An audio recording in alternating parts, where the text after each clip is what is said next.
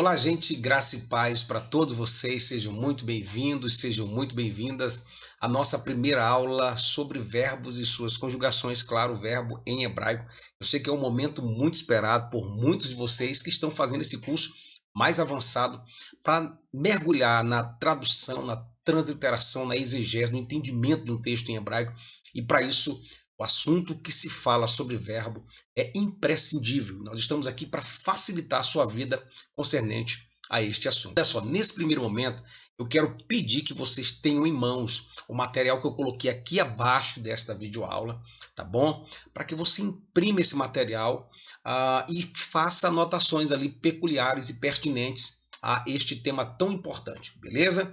Então vamos lá, eu coloquei aqui no slide informações importantíssimas e eu quero pedir algo também para você. Nesse momento eu preciso que você trabalhe também a questão da memorização, tá? Memorize aquilo que nós vamos falar aqui. Se você tiver todas essas informações memorizadas no seu coração, na sua mente, o assunto vai ficar muito mais acessível. Fácil não é, porque verbo não é fácil nem em português, e também no hebraico não seria também assim tão simples. Porém, é totalmente acessível, totalmente possível entender como que a construção do verbo hebraico se dá, para que você entenda melhor o texto bíblico. Beleza, gente?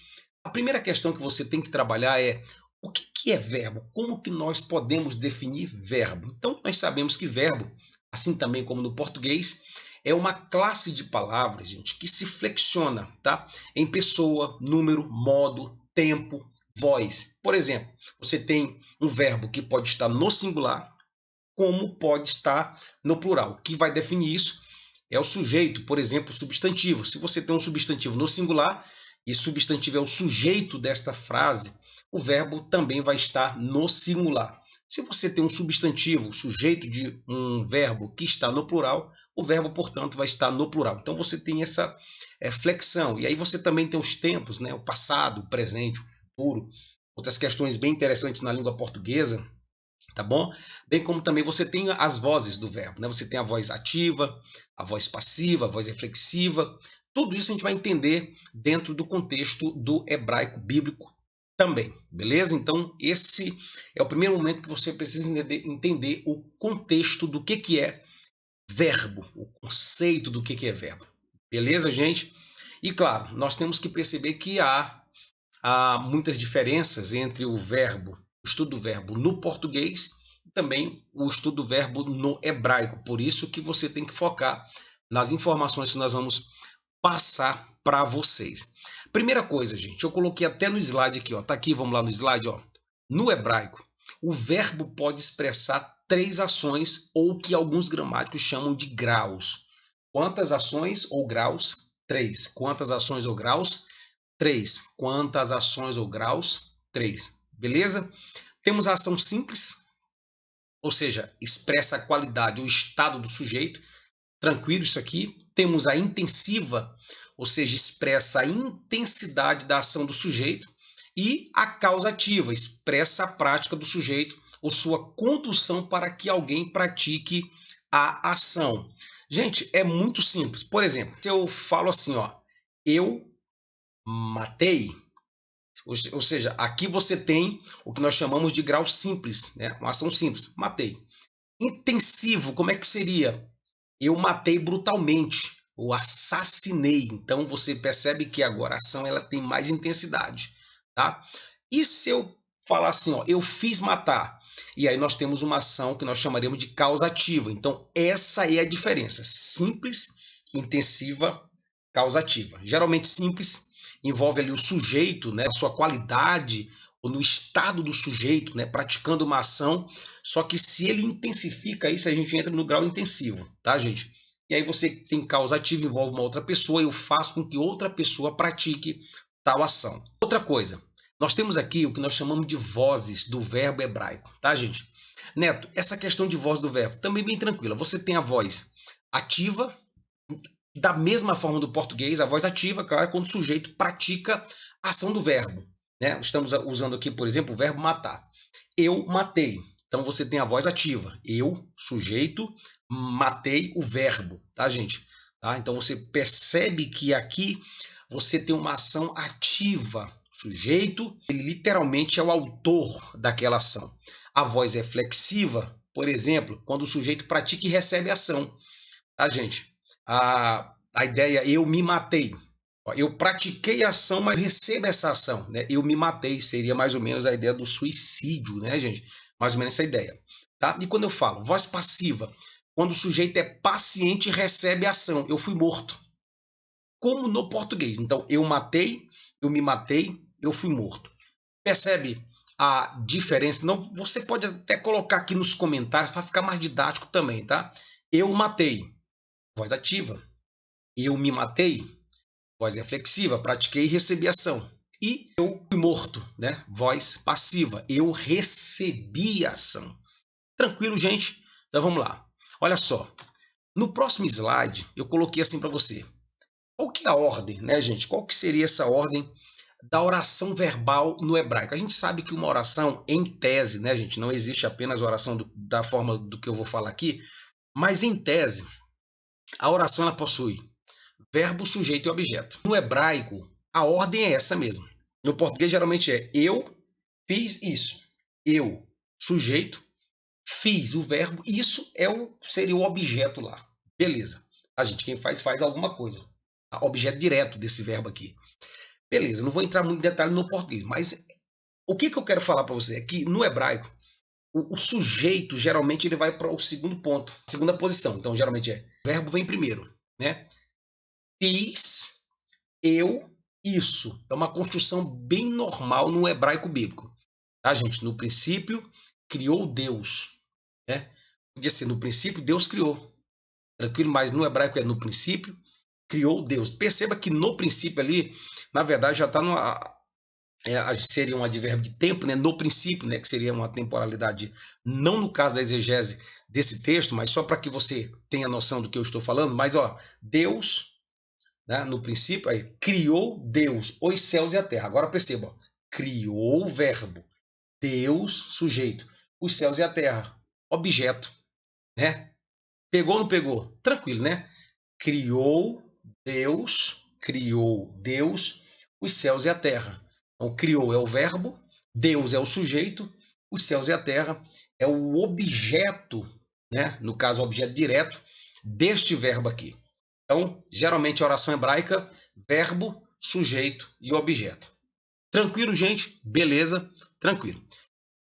Olha só, no hebraico, gente, nós temos a ideia de tempo, né? E ela é expressa pela ação do verbo. Claro. Se o verbo está numa ideia de que o ato já aconteceu, a gente chama isso de tempo completo. Acabou. Ele matou. Ele matou. Então perceba que a ação já foi completada, já foi completa. Então nós chamamos isso de tempo completo, tá? Mas se a ação for considerada em realização, aquela ideia do nosso, lembra do nosso gerúndio, né? Estudando, se ando no final, está fazendo, mais ou menos essa ideia, ou vai fazer, então se você tem uma ação e a realização é considerada ou vai ser realizada no futuro, o verbo aparece no que nós chamamos de incompleto. Então é muito fácil aí, você tem o completo, né, gente? O tempo completo e o tempo incompleto. Tranquilo? O completo. Gente, é só usar o raciocínio. Se eu falo que algo é completo, é porque já acabou. Tempo completo. Se eu falo que é incompleto, ou ele está sendo feito, ou vai fazer. Tranquilo? Pegou, né, gente? Eu acho que a didática está tranquila para vocês. Então, comenta aí, tá bom? Mas memoriza isso, pelo amor de Deus. Nós temos o tempo completo e o tempo incompleto. Tá? A ação desse verbo é que vai determinar esse tempo. Beleza, gente? Eu vou repetir. Ó. Tá até aqui, anotei bem didático. Ó. No hebraico, a ideia de tempo é expressa pela ação do verbo. A ideia de tempo. Se esta ação é considerada realizada, ele matou. Como é que eu chamaria esse tempo do verbo? O verbo aparece no completo. Mas se eu falo, mas se a ação for considerada em realização, ele está matando. Ele vai matar, né, ou matará, tá, gente? Ou a ser realizada no futuro, o verbo aparece no incompleto. Tranquilo também para você. Vamos lá, olha só. Memorizou isso, gente? Memoriza isso, tá? Então, geralmente, gente, na língua hebraica o verbo é possuidor de 3 consoantes em seu radical. Gente, radical de uma palavra são letras que elas não vão variar. Elas podem sofrer de forma prefixal, sufixal, pode haver essas mudanças aqui. Porém, a sua raiz permanece a mesma. A sua raiz permanece a mesma. O verbo hebraico, geralmente, ele possui 3 letras na sua raiz. 3 letras, geralmente. Tá? Geralmente 3 letras, e você vai ver isso na prática. Eu preciso que você memorize isso. Você vai notar como que é fácil contar as letras de um verbo em hebraico, porque geralmente elas têm 3 consoantes no seu radical. As consoantes não mudam, gente. É interessante isso em regra, tá? Em regra não mudam. E aí, ó, verbos que possuem guturais. As guturais, por exemplo, aleph, tá? Isso aí tá lá por isso que eu falei, a gente tem que aprender os módulos certinhos. Então, quais são as guturais? Pare o vídeo e me diga quais são as guturais. Se você falou aleph, por exemplo, ain, por exemplo, resh, por exemplo, ret, por exemplo, se você falou, né, essas letras aí, você acertou, né? As guturais, né, são essas aí. Agora, o que eu quero que você pegue, tá? Se um verbo em hebraico, que esse verbo geralmente tem 3 letras na sua raiz, se uma dessas letras, tá, gente, for uma gutural, nós falamos que esse verbo é fraco e nós vamos entender isso depois, mas eu quero que você memorize isso. Promete para mim que vai memorizar? Então, geralmente, o verbo hebraico tem quantas consoantes na sua raiz, no seu radical? Quantas? 3 consoantes, beleza. E se uma consoante dessas 3 for gutural, aquelas guturais lá, aleph, ain, resh, e se for, e aí o que acontece? Você já sabe que nós vamos chamar isso de verbos fracos, eu vou explicar isso mais na frente para vocês, tá bom? Agora uma informação importante, Neto, é simples assim a ação do verbo? Claro que não, gente, o tempo do verbo, a ação do verbo é bem peculiar no hebraico. Por quê? Então, diversas vezes, você vai ter que olhar para o contexto. Então, o contexto vai te mostrar como o verbo deve ser empregado no tempo, né? Dada a complexidade do verbo em língua hebraica. Eu vou te dar um exemplo aqui, o Salmo 1. Eu vou falar em português, depois a gente vai estudar esse salmo também em hebraico, mas o Salmo 1 diz: bem-aventurado o homem que não anda segundo o conselho dos ímpios, tal, beleza. Só que se você pegar o texto em hebraico também, há uma possibilidade de ser bem-aventurado o homem que não andou. A gente pode também traduzir por não anda, porque parece que é uma ação contínua. Esse homem que não anda e que não andou, ele é um bem-aventurado. Então, o contexto me permite associar o verbo numa ação permanente, ele não anda, né? Não anda, nunca vai se dobrar isso, ele não anda, como um verbo na ação completa. Ele não andou, né? Isso já foi tratado. Você tem que ter cuidado com isso também na hora de interpretar um texto. E aí é bom usar as gramáticas, várias bíblias, traduções para saber por que o tradutor resolveu escolher aquele tempo verbal. Beleza, gente? Próximo slide, é aqui que a coisa vai pegar, é aqui que a parte fica emocionante, mas calma, meu amigo. Para que você entenda as 7 construções do verbo hebraico, eu preparei algo bem bacana para você, que na verdade também é a forma didática para que você entenda e memorize isso aqui. Agora isso aqui você vai ter que parar, dar uma pausa aí, leia tudo isso aí pelo menos umas 20 vezes, de verdade. Mas é tranquilo também, olha só. Na língua hebraica, os verbos eles possuem 7 construções. Quantas? 7 construções. Por isso que eu falei, gente, memoriza o que é a voz passiva, ativa, intensiva, reflexiva. Isso é importante agora aqui, ó. Isso aqui é importante agora, tá? Então, o que você tem que entender? Que no hebraico nós temos 7 construções. Quantas construções, gente? 7. Tá? Estou aqui com a minha apostila, você tem que estar com a sua, mas tem um slide também aqui na nossa frente aqui. 7 construções. A primeira construção eu chamo de kal. Kal, alguns falam de cal, mas cal para mim é aquilo que você joga na parede para pintar. Brincadeiras à parte, seria kal. O que é kal? O kal, gente, sempre é a voz ativa. O sujeito pratica a ação, a voz ativa. É o que nós chamamos de kal. Sempre voz ativa, tá, gente? E claro que esse call ele pode acontecer tanto no tempo completo, que é aquele em que a ação já foi efetuada, como no incompleto, que é onde a ação pode estar sendo efetuada ou será efetuada. Então, memoriza isso, pelo amor de Deus. Call, sempre voz ativa. O sujeito vai praticar a ação. E o que é unifala? Unifala, gente, é a voz passiva. Tá? Na maioria das vezes, voz passiva. Pode ser também uma voz reflexiva. Claro, pratica e sofre ação. Mas você tem que memorizar que se de um lado eu tenho um call, que é a voz ativa, do outro, olha para minha mão aqui, ó. Se eu tenho um call, que é a voz ativa, do outro eu tenho um unifalo, que é a voz do que, gente? Passiva, tá? Que é voz passiva, claro, na maioria das vezes. Ele também pode ser uma voz reflexiva, segundo alguns gramáticos, né? E eu me incluo também nessa lista aí. Se eu tenho o calo de um lado, eu tenho o unifalo do outro. Só que eu tenho outra construção que é o PL. Se eu tenho o PL, o que é o PL? É a voz ativa do intensivo, gente. Lembra daquela ideia? Há uma ação simples, matei. Há uma ação intensiva, matei brutalmente, assassinei, sabe? Aquela coisa de crueldade mesmo. Então, o CAL é uma ação simples, matei. O PL é uma ação intensiva, matei brutalmente, assassinei. Então, essa é a ideia, tá, gente? Uma coisa cruel, com requintes de crueldade. Então, se eu tenho um PL de um lado, que é a voz ativa do intensivo, expressa uma ação intensificada, do outro lado eu vou ter o pual, que é a forma intensiva da voz passiva, ou seja, fui morto, né? A ideia de fui morto brutalmente, brutalmente. Isso aqui é o pual. Beleza? Vamos lá? Diga comigo. Cal, nifal, piel, pual. Beleza? Vamos lá?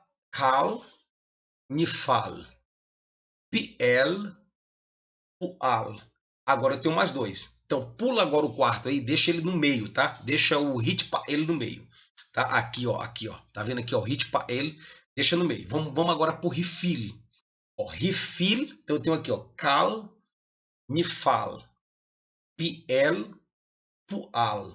Ó, refill. O que é o refill? Geralmente o refill ele expressa, gente, uma ação que envolve outra pessoa.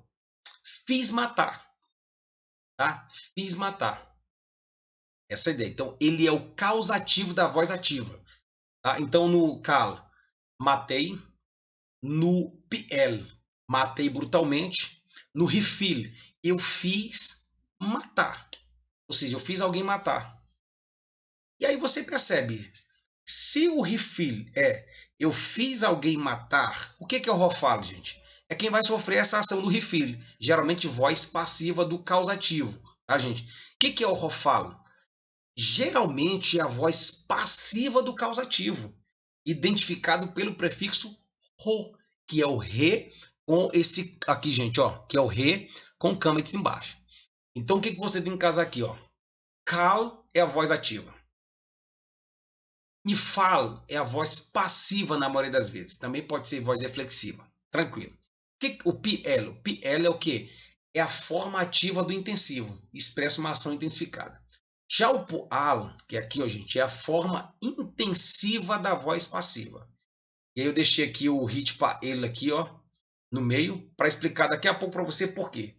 Tá? Você tem o refill, que geralmente expressa uma ação que envolve outra pessoa. Fiz matar, e claro, se fiz matar, então quem foi morto nessa ação do fiz matar, aí você tem o tempo, ou a construção do rofalo. Beleza? E o rofalo é muito fácil de identificar ele no verbo hebraico, ele vai ter o prefixo ro.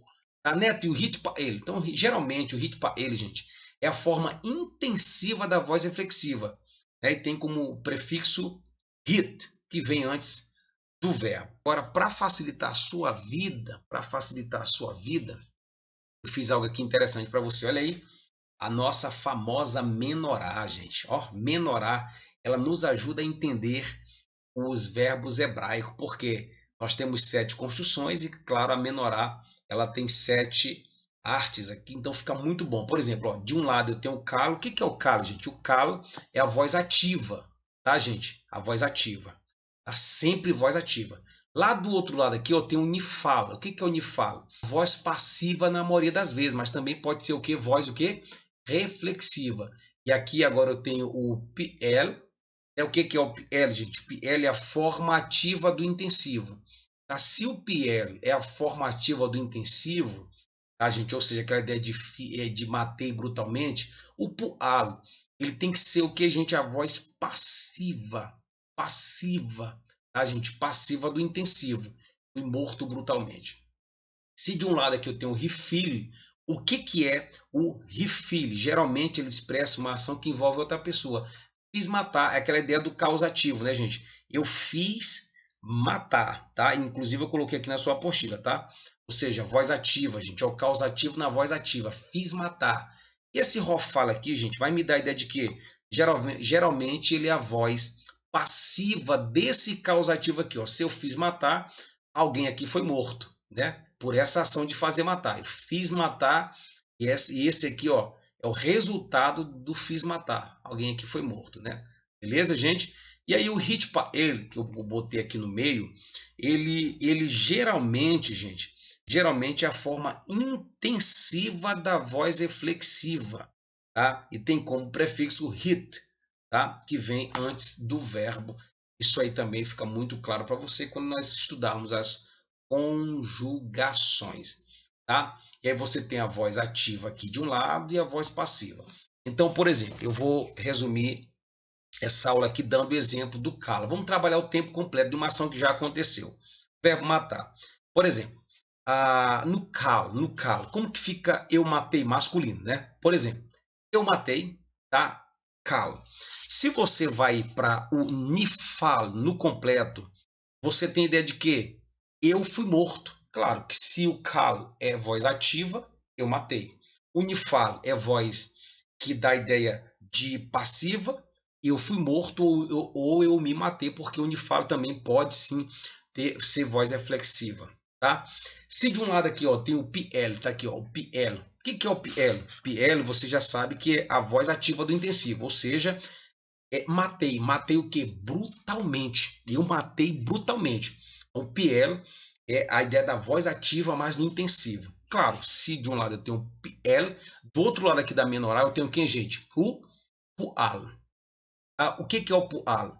Aí o PUAL, gente, ele vai revelar a voz, a forma intensiva, mas nesse caso da voz passiva. Ou seja, se o PL eu matei brutalmente, claro que o PUAL tem que ser o quê? Eu fui morto brutalmente, né? Fui morto brutalmente.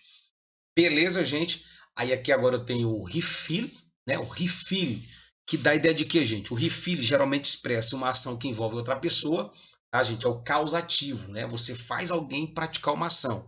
Qual que é a ideia do refill no completo, né? No tempo passado? A ideia qual que é? Fiz matar. Bem, se o refill no completo eu fiz matar, o rofal vai ser o que, gente?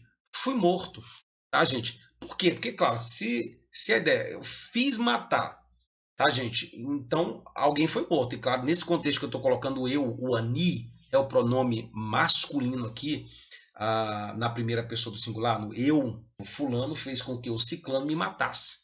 Eu fui morto, né? Nessa ação aqui, ó, na ação causativa.